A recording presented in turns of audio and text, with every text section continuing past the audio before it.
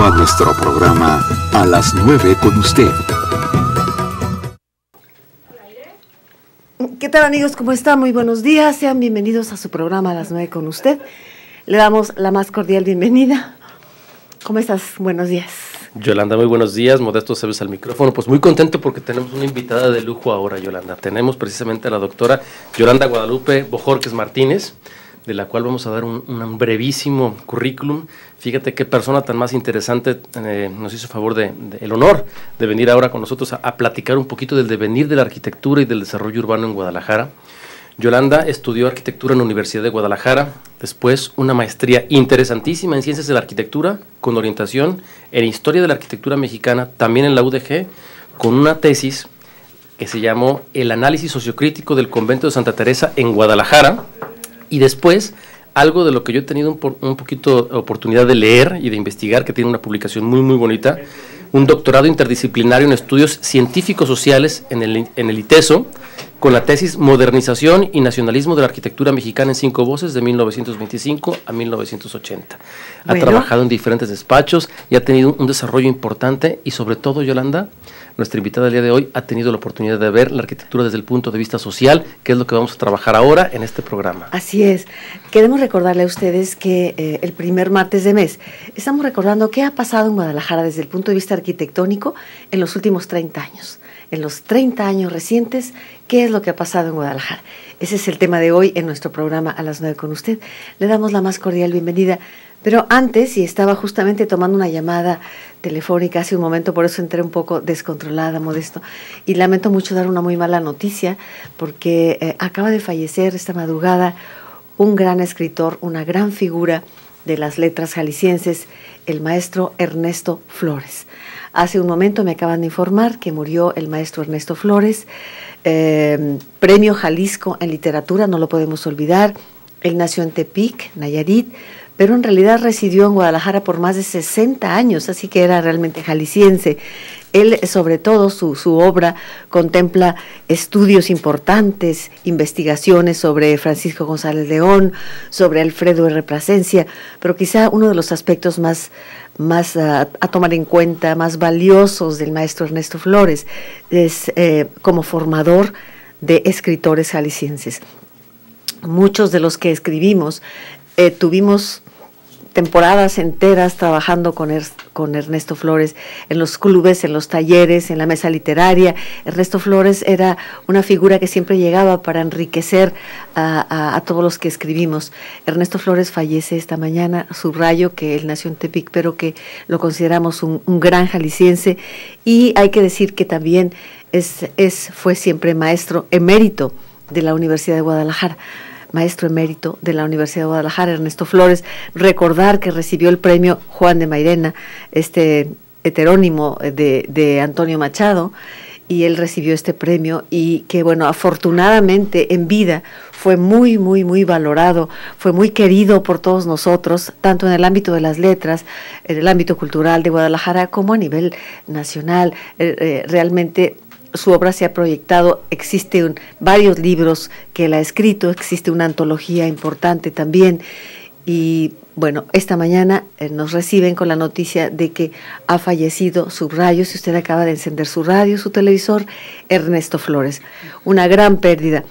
En fechas recientes, hace como un mes más o menos, nos informaban que se encontraba hospitalizado, que estaba delicado, pero la última ocasión que yo llamé al hospital me decía, no, él ya salió, entonces ya estaba en casa recuperándose, pero bueno, pues lamentablemente nuestro programa A las 9 con usted le informa que Ernesto Flores, Premio Jalisco en literatura, en letras, un gran maestro, formador de artistas emérito, profesor emérito de la UDG, ha fallecido.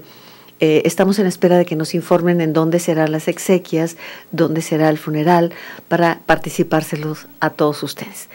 Quede esto comentario para que usted también se informe, y le agradeceremos a la persona que pueda llamarnos, a la familia tal vez, para que nos dé todos los datos de dónde será, supongo, la visa de cuerpo presente, y dónde estará, en qué funeraria estará velado su cuerpo, para acompañar a su familia.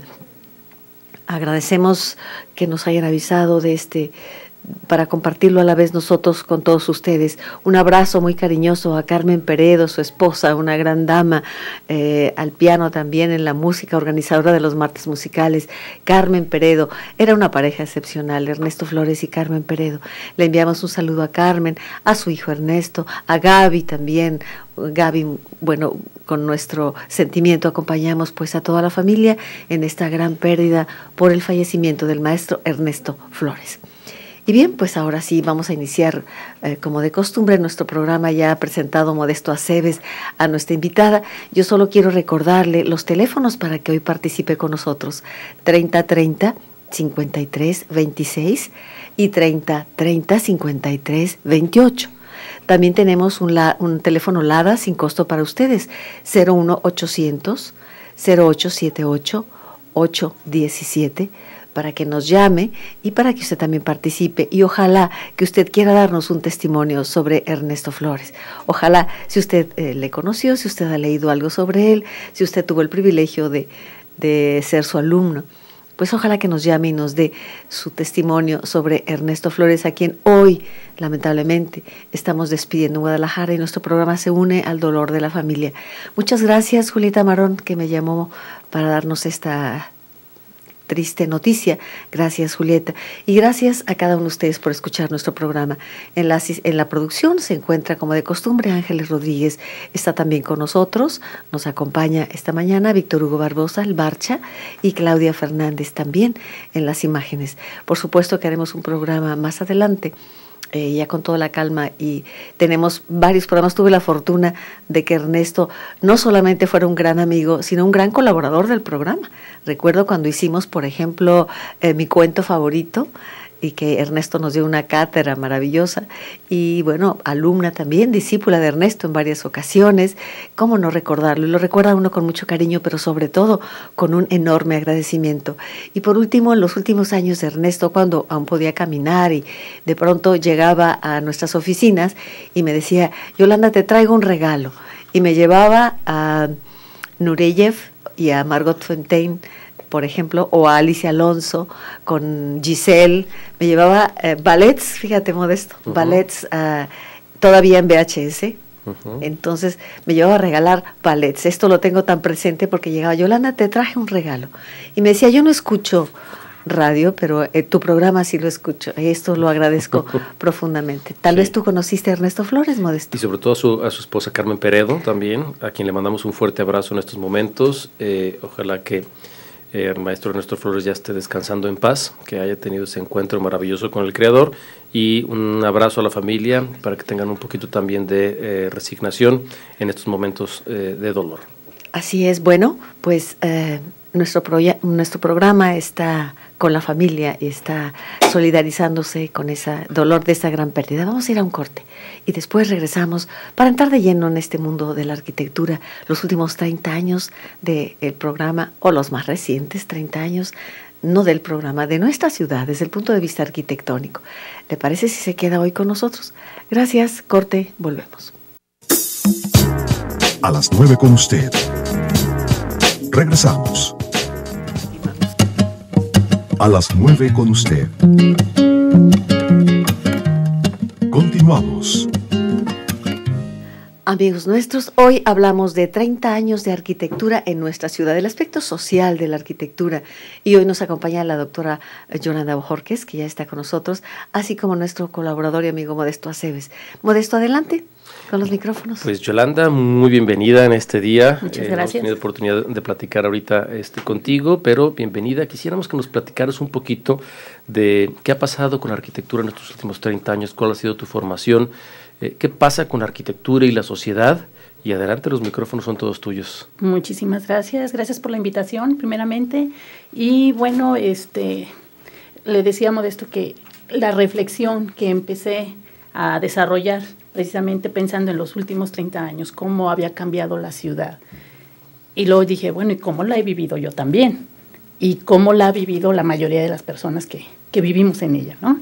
En la primera década, en los 80s, bueno, fue mi formación. Ahí es cuando me estudié arquitectura en la UDG, y pues estudié con los grandes maestros, ¿no? Tuve a maestros, a Camberos, a Fregoso, a Matute Remus, bueno, tantos maestros, Jorge Hartung también, Cadore. Y entonces, bueno, no, un privilegio, de veras. Yo decía, Diosito Santo, que dales vida para que me den clases a mí. Yo pedía así, decía, excelente. Entonces, una visión, yo digo, muy clásica de lo que es la arquitectura, ¿no? Entonces, cómo ver la construcción de la ciudad, cómo vivirla. Y luego, antes de terminar de estudiar, como la mitad de la carrera, empecé a trabajar con el arquitecto Jaime Castillo, hijo. Y también, o sea, empezar a conocer la ciudad, empezar a vivirla. Y ahí es donde yo empecé a ver, yo dije, pues es que la ciudad es la gente, la ciudad es la gente, la arquitectura es la gente que vive los espacios. Y entonces fue como la primera vez que me acerco y descubro todo eso, y desde lo que es la obra, lo que es supervisión de obra, y decía, bueno, los albañiles son los constructores de la ciudad, ¿no? Entonces empezar a comprender eso, la gente es la que construye la ciudad. Y bueno, eso fue como la primera parte. Y ahí obra profesional, pues principalmente habitación, y trabajando pues con Jaime Castillo, con Naso Castillo, y bueno, otros arquitectos. Entonces con Aldana también me tocó trabajar algunos obras. Y ya en la siguiente década fue cuando hago la maestría, también en la UDG, una maestría en Ciencias de la Arquitectura.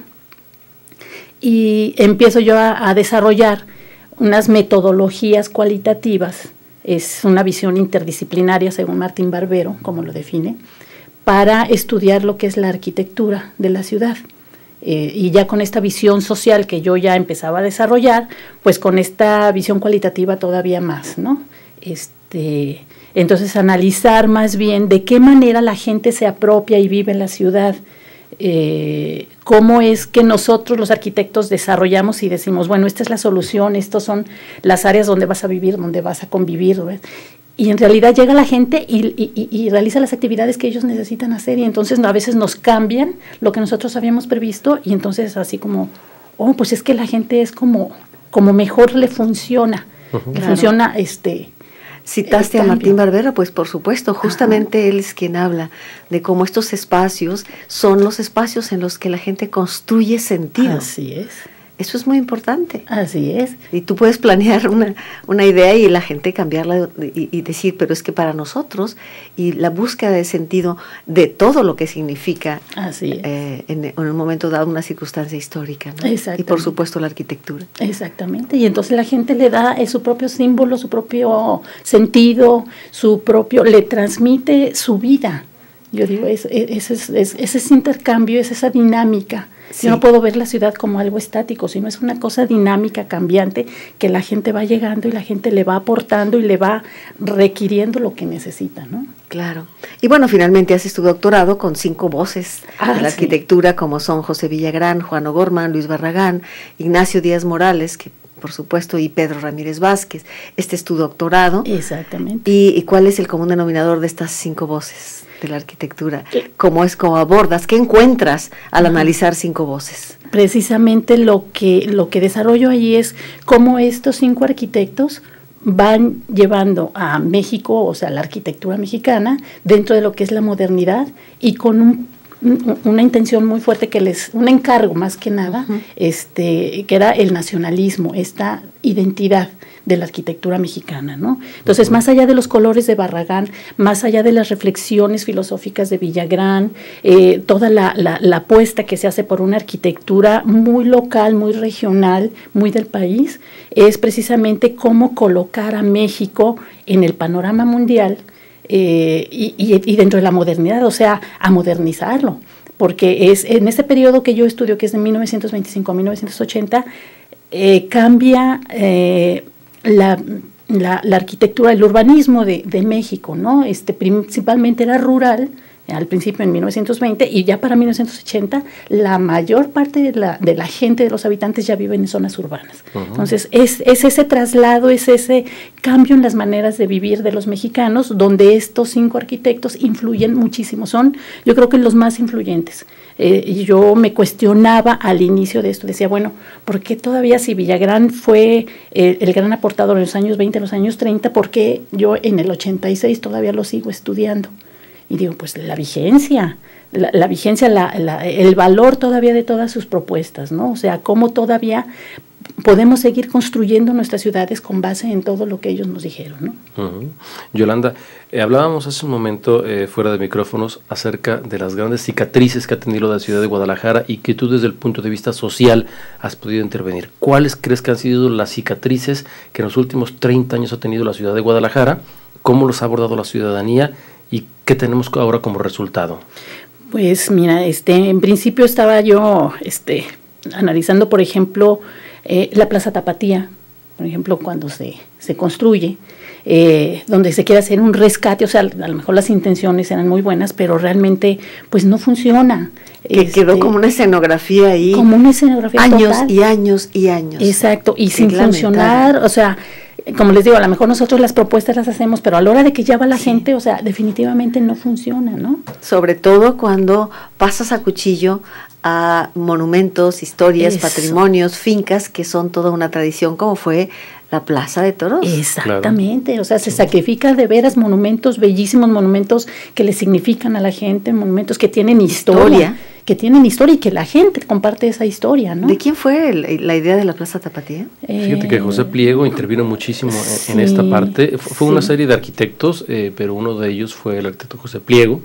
Y desde el punto de vista de la reflexión creemos que a lo mejor la parte económica y la parte mercantil fue la que también no fue suficientemente estudiada, porque recordemos que el proyecto de Ignacio Díaz Morales para hacer la Gran Plaza Tapatía era derrumbar los mismos edificios, pero dejar unas grandes explanadas sin edificios comerciales, de tal manera de que el Cabañas tuviera una gran visual, no solamente el enfoque por el eje de la calle de Morelos, sino que realmente fueran, yo vi su proyecto, y él me lo platicó, y de esta manera veías, bueno, es que hubiera sido a lo mejor una gran explanada llena de árboles, de fuentes, con diferentes niveles, en gradas, uniendo efectivamente las dos Guadalajaras a través de la calzada de Independencia, pero sin el componente mercadológico, comercial, etcétera, Eso fue lo que le dio al traste al proyecto, hay que decirlo así de claro. No basta ser muy erudita para darse uno cuenta de que la falla fue esa mercadotecnia instalada en unos bodrios cuadrados ahí que nada tienen que hacer, porque efectivamente de pronto las fuentes funcionando son muy bellas y son un espacio de encuentro. Yo veo a los niños jugar, entran a las fuentes, salen, la gente llega de los municipios, se siente en las bancas, la fuente de las ranitas, o sea, son espacios bellos. El problema realmente fue esa imposición de la mercadotecnia sobre todo, ¿no? ¿Y cómo es posible que 30 años después, hoy en día existan locales desocupados en los terceros niveles, que efectivamente, como bien lo mencionaste, Yolanda, haya sido una especie de escenografía, de maquillaje, en donde uno de los grandes problemas del arquitecto y de la formación del arquitecto también en los últimos, no 30 años, 50 años, es que nos han hecho creer que somos semidioses, de tal manera de que podemos discernir cómo tiene que vivir la gente, y lo que la doctora Yolanda Bojorquez ha dispuesto es precisamente la parte social, en cómo el arquitecto tiene que voltear a ver la arquitectura desde el otro punto de vista, desde la parte de vista social, cómo realmente atiendo las necesidades de la gente y no cómo le voy a imponer a la sociedad cómo tiene que vivir, de qué color tiene que pintar su casa, porque eso sucede cuando hacemos planes de rescates de centros patrimoniales. Tú la tienes que pintar de este color. Bueno, si a mí me gusta pintarla rosa fosforescente, para ella tiene un significado especial. Pero cuando trabajamos en conjunto por hacer unidad, está bien, pero cuando la gente tiene sus propios impulsos, sus necesidades, sus anhelos, ¿quiénes somos los arquitectos o los urbanistas para poder castrar esa parte de las aspiraciones del ciudadano común? Sí, es algo que también Yolanda ha platicado, y Yolanda, me gustaría que también abundáramos en ese y en otras, como bien las mencionábamos, de las cicatrices y de los ejes que ha tenido la ciudad de Guadalajara. Tenemos un minuto para ir al siguiente corte. Quiero subrayar entonces esa primera cicatriz, que quede muy claro, lo ha mencionado así la arquitecta Yolanda Bojorquez, Yolanda Guadalupe Bojorquez, que hoy está con nosotros. Tenemos ahí una cicatriz dolorosa, y cuando uno tiene una cicatriz dice, es que valió la pena esta cirugía tan de alto grado y tan invasiva. Ahora sí que nunca como ahora el término queda perfectamente empleado. Cirugías invasivas de Guadalajara. ¿Usted qué opina? Vamos a ir al corte recordándole los teléfonos 3030-5326 y 3030-5328. Adelante el corte. A las 9 con usted. Continuamos. Amigos nuestros, Yolanda Bojorquez, la arquitecta Yolanda Bojorquez, hoy con nosotros. Estamos recordando los últimos 30 años de Guadalajara, los más recientes 30 años en arquitectura en Guadalajara, y nos damos cuenta cómo ha cambiado notablemente y cómo existen cicatrices, dice la doctora Bojorquez, cicatrices que están ahí para recordarnos algo. Y esto me parece importante. Ha citado una primera cicatriz dolorosísima, doctora, si es tan amable de recordarla, para que quede muy clara, sí, en la Plaza Tapatía. Plaza Tapatía. Ahí está, y parecen los edificios ahí como gritando, ¿y qué hacemos aquí? Siguen, cualquiera que visite, a mí me gusta mucho ir a caminar por ahí, es una pena, es un desperdicio, es una vergüenza. Así es, Yolanda, pero bueno, son de los errores que todavía estamos a tiempo de corregir. Yo diría que sí, yo diría que sí. Imagínate oficinas culturales, espacios culturales, centros de cultura ahí, una plaza para que se cante, se baile, se haga teatro. En fin, hay mil opciones. Yo simplemente comento por el arte, que es lo mío, pero bueno. Vamos a una segunda cicatriz dolorosísima, doctora Bojorquez. Sí, mira, otra que recordando era las explosiones de Analco de 1992, en abril, que precisamente estamos a punto de cumplir hace aniversario más, y que todavía le duele muchísimo a la gente. Es una de las cicatrices más fuertes que ha tenido la ciudad, y terriblemente también por todo lo que se metió ahí, ¿no? Todas las cuestiones de las responsabilidades, los costos, el ver más los daños materiales que el daño de la gente. Es impresionante. A mí me tocó cercanamente porque una tía ahí tenía su casa. Bendito sea Dios que ella estaba en México en ese tiempo, pero regresa mi tía y encuentra su casa totalmente destruida, ¿no? Entonces, recorrer, ir a ayudar a los vecinos, a todos los conocidos, a ver quién está, qué pasó. Entonces, es realmente muy fuerte, una cicatriz que yo creo que hasta la fecha no se ha podido curar. Mira, este comentario que haces es muy valioso, porque en fechas recientes, el viernes pasado estuve por ahí viendo algunas locaciones en esta zona, y me encuentro todo cambiado, ciertamente, algunos espacios abiertos, y sobre todo lo que más llamó la atención, y es lo único que está ahí, esto y un memorial, hay una escuela, y hay un muro completamente realizado por los niños, en donde dice 22 de abril, no se olvidará. Luego dice esto que me pareció maravilloso, que ves aquí al demonio, al diablo, con cara de Salinas. Así es. Aparece otra parte donde dice, donde los niños expresan el dolor, dice los espacios que ya no veremos, que ya no vamos a reconocer, memorial del 22 de abril. En fin, tomé algunas fotografías porque me pareció impactante este momento. Hay una parte donde hay una esquina que voló, por supuesto, y que solamente queda una pared con una Virgen de Guadalupe y dice memorial, pero todo lo demás renovado, moderno, improvisado, y de pronto dices, bueno, lamentablemente el asunto del 22 de abril se centró sobre si me dan o no una casa, cuando lo verdaderamente importante es de quién fue la culpa. ¿Qué me dices de esa parte? De la cicatriz que está ahí. Pues, y además una cicatriz con esa cirugía, con ese maquillaje, con ese querer tapar precisamente, porque eso fue un taponamiento.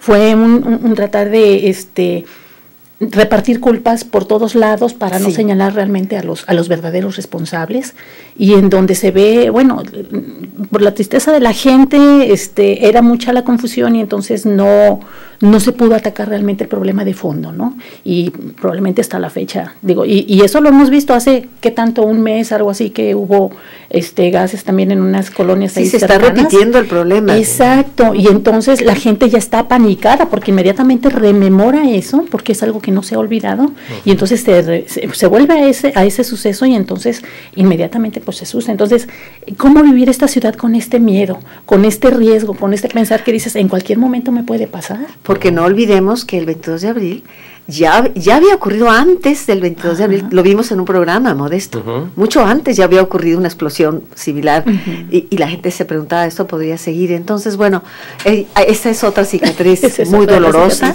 que está ahí, e insisto que lamentablemente cuando escuchamos todo ello y la gente empezó a gritar de rabia y decir, yo dije, qué alto precio, pero se creó conciencia. Pues no, al poco tiempo a nadie le importó y todo el mundo empezó a discutir si me daban o no casa porque la mía entró ahí.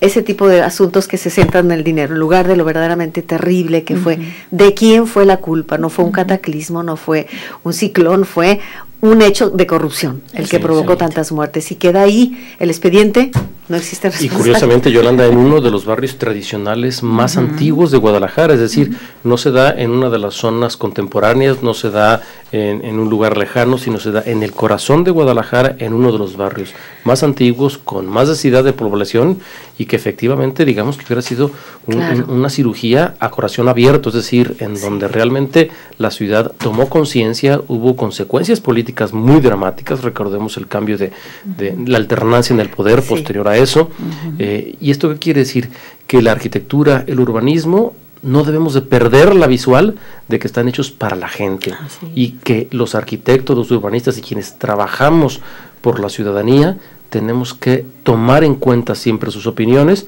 y jamás tomar decisiones desde el escritorio, porque si no, vamos teniendo una ciudad acartonada. El resultado va siendo eso, es decir, desde el escritorio se proyecta, se toman decisiones, los tribunales administrativos van tomando decisiones desde el escritorio, y esa parte social en donde la gente realmente, insisto, vuelca sus anhelos.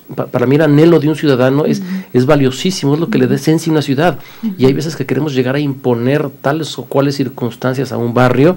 Bueno, ¿quién eres tú, inclusive como autoridad, para realmente frustrar o inducir el anhelo de una persona legítimamente?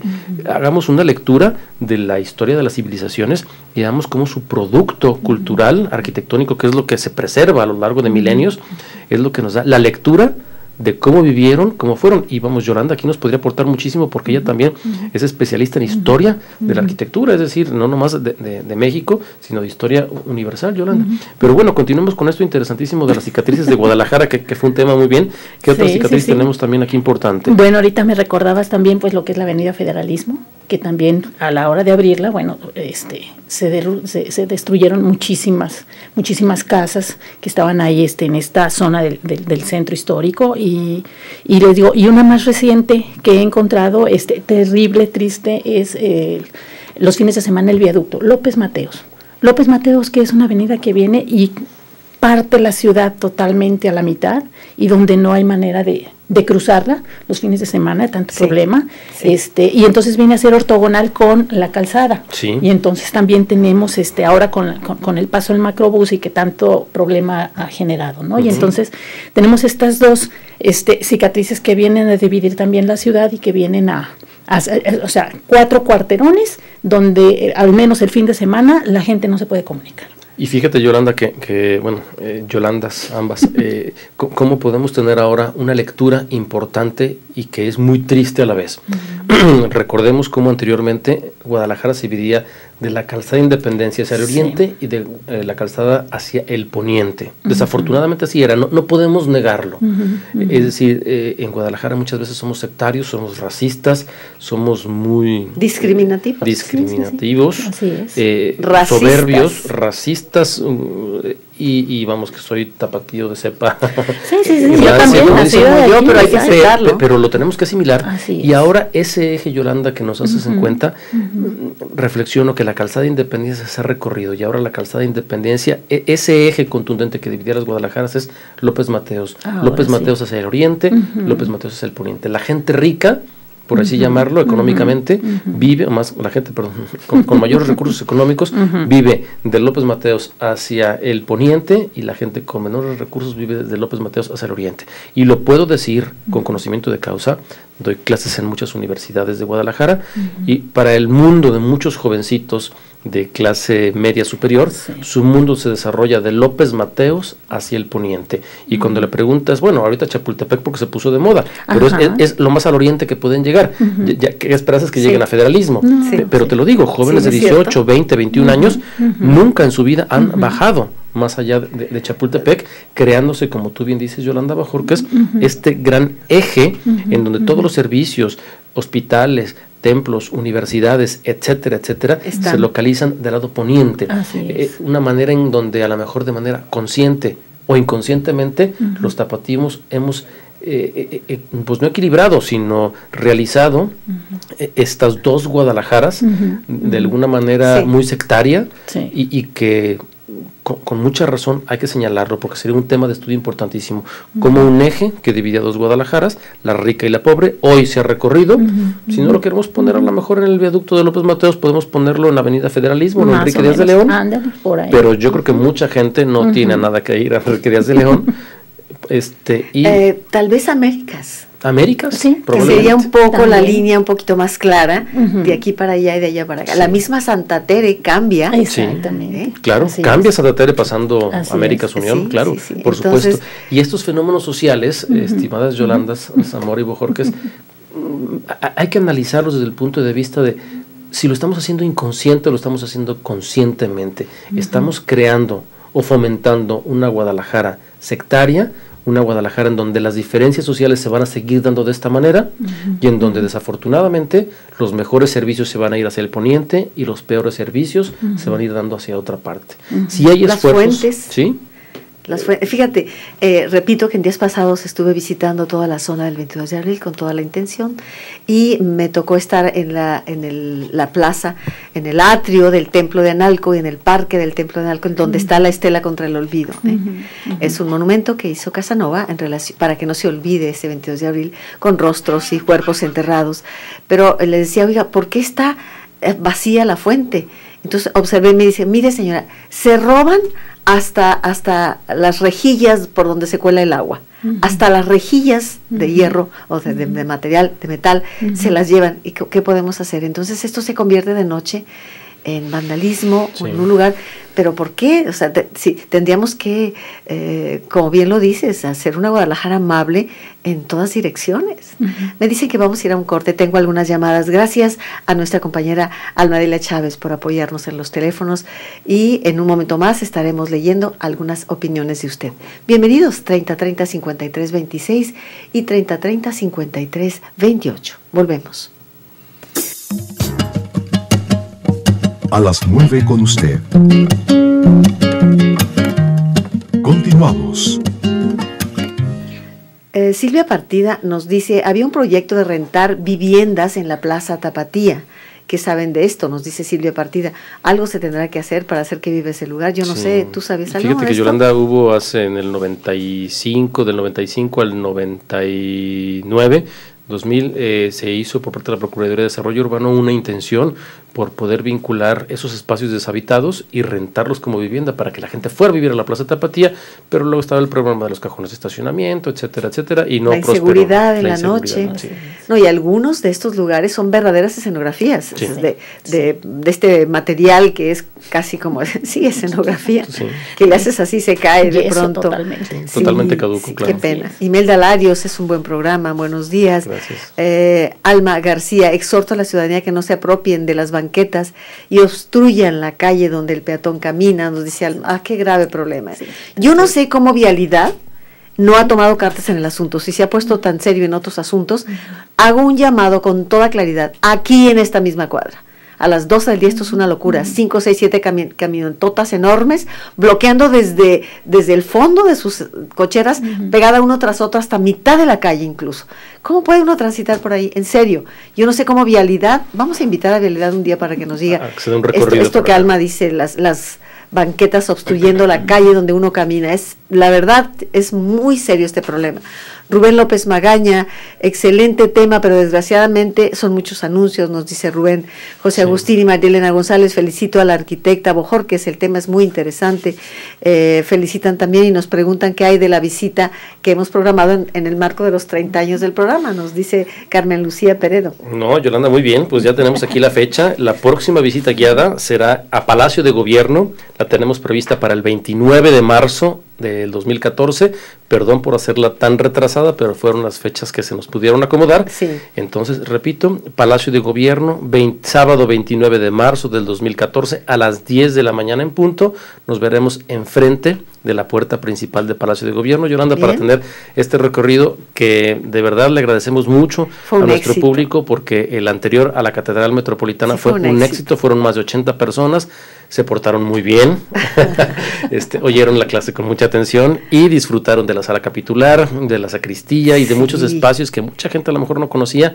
Estuvo muy bonito, muchas gracias a todas las personas que Yo acudí a comprar el libro, un libro maravilloso sobre catedral, volví al día siguiente y al día siguiente, porque tenía que seguir reafirmando todos los conocimientos. Uno aprende in situ maravillosamente. Así es. Bien, bueno, para cerrar, hablábamos de cicatrices en Guadalajara, se hablaba de federalismo, se hablaba de la Plaza Tapatía, se hablaba de la zona del 22 de abril, se hablaba de la Escuela de Música, que ahí fue un atentado sin palabras. Sí, terrible, terrible. Pero recuperemos un poco esto que contrasta la ciudad fragmentada, aspectos positivos que estemos viviendo. Sí, doctora. O sea, esto que platicamos, bueno, fragmenta la ciudad, y les decía, vivimos la ciudad de manera diferente, o sea, cada persona tiene su idea de ciudad y entonces estamos conviviendo con distintas ideas de la ciudad, no siempre en armonía, pero lo que rescato, ¿qué hemos ganado en los últimos años? La ciudadanía se apropia, se quiere recuperar estos espacios que luego ha perdido, que también comentábamos, en nuestra niñez tenemos recuerdos de parques, de lugares que vamos y ya no existen, por ejemplo, ¿no? Entonces, mencionábamos varios.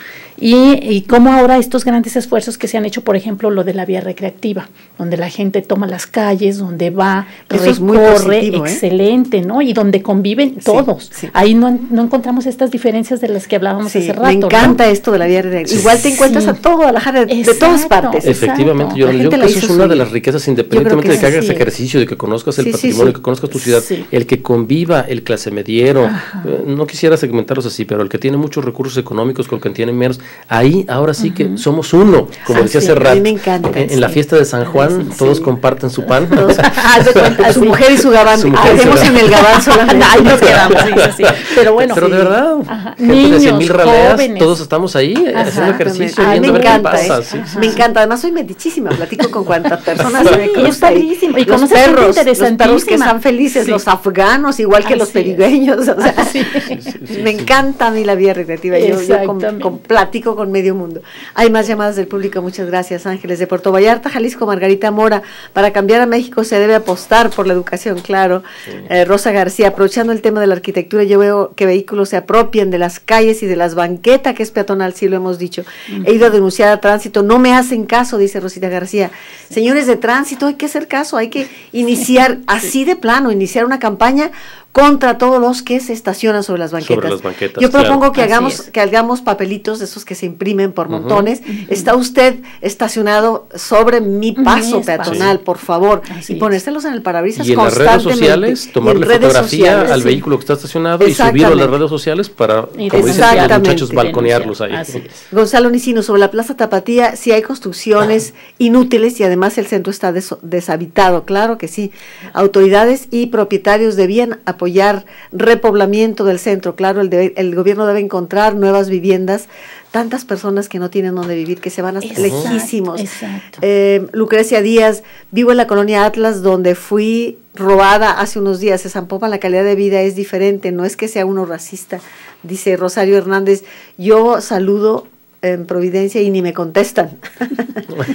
Me robaron una casa, una notaría y un licenciado. ¿Cómo prevenir este tipo de actos? Pues en fin, es la situación de el hombre lobo del hombre. Es que no lo creo, hace falta voluntad política para ir, y voluntad de cada uno de nosotros, ¿no? También. Cuando yo me pongo a pensar los que viven por allá por la zona de estos edificios de verdes, transparentes, que parecen de otro mundo ya, claro que viven diferente de nosotros, sí, por supuesto. Claro. Por allá, dime a qué mall acudes, y lo digo con toda intención en inglés y te diré quién eres. Si vas a Plaza del Sol, si vas a Plaza México, si vas a Plaza Patria, o te vas a, ¿cómo se llama esta por allá en Andares? ¿O cómo se llama? Exactamente. Depende de qué plaza acudas, ahí perteneces, o bien ahí quieres pertenecer, porque a veces vas a dejarte ver. Sí, claro. Entonces, esto es gravísimo. Pero son los puntos de referencia, si te fijas, en esta ciudad fragmentada que vivimos, donde ya no está integrada, sino los puntos de referencia son estos centros comerciales, ¿no? ¿A dónde vas? Nuevamente dónde acudes? Es el dinero. Exactamente, desgraciadamente la economía es lo que ha estado ahorita manejando esto, con los fraccionadores precisamente también, las viviendas como mercancía, que ha causado tanto problema en estas colonias periféricas, por ejemplo, los abandonos de las casas, porque también la gente está desconectada de la ciudad, la gente se siente fuera. Peor aún, doctora, ¿cuánta gente sacrifica su casita que tenía, digamos, en Santa Tere? Tenían su casita, era una clase media, su casita, porque entonces llega el comercio, invade y les paga, y se van por allá lejísimos a un fraccionamiento que ni siquiera tiene, pensando que van a incrementar su nivel de vida, y es al revés. Exacto. Claro. La mercadotecnia se echa encima de las cosas, no puede ser posible. Sí. Pero bueno, hay que elegir las batallas, me parece que vamos una por una. Esto de las banquetas, hago un llamado decidido a Tránsito, a Vialidad, para que inicie una campaña para multar, porque por ley existe el reglamento, está, lo conozco perfectamente porque en varias ocasiones he hablado, e impunemente llegan y luego te dice el negocio, bueno, es que son mis clientes. Pues sí, pero es que no es tu estacionamiento propio. Sí. Y hay que tomarle una foto los que puedan y subirlo a Face, y hay que acuñar papelitos que digan, está usted usurpando el nivel peatonal, por favor. Y luego alguien te dice, pues es que es una vez, vengo rápido, una vez tú, otra vez otro, otra vez, y siempre, mira, aquí en esta cuadra, quiero insistir en esto, aquí en el 413, quiero insistir en esto, todos los días que yo salgo, ya no hay por dónde irme, porque hago corajes, diciendo, y entro y les digo, deben decir, ahí viene ya otra vez esta señora, y no lo logramos. ¿Qué nos está pasando? Sí. Me importa madre, perdónenme que diga el término, pero mientras yo esté bien y yo tenga donde estacionarme, lo demás me vale. Así es, así es. Estamos deshumanizando las ciudades, algo que se ha manejado muchísimo, y bueno, eso tiene un costo social, un costo personal, y lo tenemos que pagar, nada es gratuito. Es decir, cuando yo le doy más valor a un vehículo que a un ser humano, eso la vida me lo cobra, tarde o temprano. Sí. Y es un desequilibrio social que estamos viviendo. Y Yolanda, con lo que estabas mencionando, Guadalajara ha vivido del vaivén comercial desde su fundación. Su fundación tiene que ver precisamente con un punto de vista estratégico, comercial, y por eso es que hemos tenido toda esta serie de catarsis tan importantes a lo largo de más de 470 y no sé cuántos años llevamos ya, 72. Pero porque efectivamente no somos una ciudad minera, no somos una ciudad con otro tipo de atractivos, y que desafortunadamente la economía es que nos ha regido desde nuestra fundación. Entonces hay que asimilar ese estigma que tenemos y ahora cómo podemos vivirlo y cómo podemos mejorarlo, que yo creo que es la parte más valiosa hoy en día. Claro, son dolorosos estos puntos, pero hay que tocarlos, y sobre todo, bueno, no se trata de que usted se rasgue las vestiduras y sea, cada uno de nosotros lo que nos toca, cada uno. Si yo puedo evitar conducir, hombre, tomo un taxi o tomo el camión, ya sabemos que no hay buen transporte, ya sabemos, o sea, con las circunstancias que tenemos, ¿qué puedo yo hacer por lograr una ciudad un poco más amable? Así es. Desde que abres tu cochera, vuélvela a cerrar para que no quede obstruyendo. Me ha tocado ver a los señores que tienen que bajarse, o los señores que traen su andadera o que tienen problemas, y usted y yo y todos, ¿por qué tenemos que ir? Y eso que no han empezado las lluvias, empiezan las lluvias y te resbalas y vas a caer hasta al arroyo, o sea, ¿por qué no es posible? Pero Yolanda, yo creo que la solución también es muy fácil. Mira, si a todo ser humano que te encuentras le regalas una sonrisa, le saludas, le dices buenos días, y empiezas nada más a pensar un poquito, si yo fuera peatón, me gustaría pasar por aquí, me gustaría que no invadieran mi espacio peatonal, y si todo el mundo empezamos a cederle el paso al que va en la bicicleta, al que va en peatón, poco a poco, son las maneras de irnos autoeducando en una nueva cultura del respeto, como dicen, al más débil, al que está más desprotegido, es decir, al que va en bicicleta, tiene preferencia sobre el que va en un automóvil. Así es. Entonces, son de las cosas que podemos nosotros tomar en consideración. Cada uno, no diga usted es que yo no puedo hacer nada, puede hacer muchísimo, usted y yo y todos. Amigos, es todo por hoy. Ya nos están indicando que el tiempo concluyó. Siga usted aquí en C7, hay más llamadas, pero lo que no hay es tiempo para leerlas. Gracias por su compañía, gracias Modesto, gracias doctora Bojorquez, y mañana miércoles estaremos de nuevo aquí con usted. Hasta entonces, muy buenos días. Por tu compañía, hoy en nuestro programa A las 9 con usted. Gracias.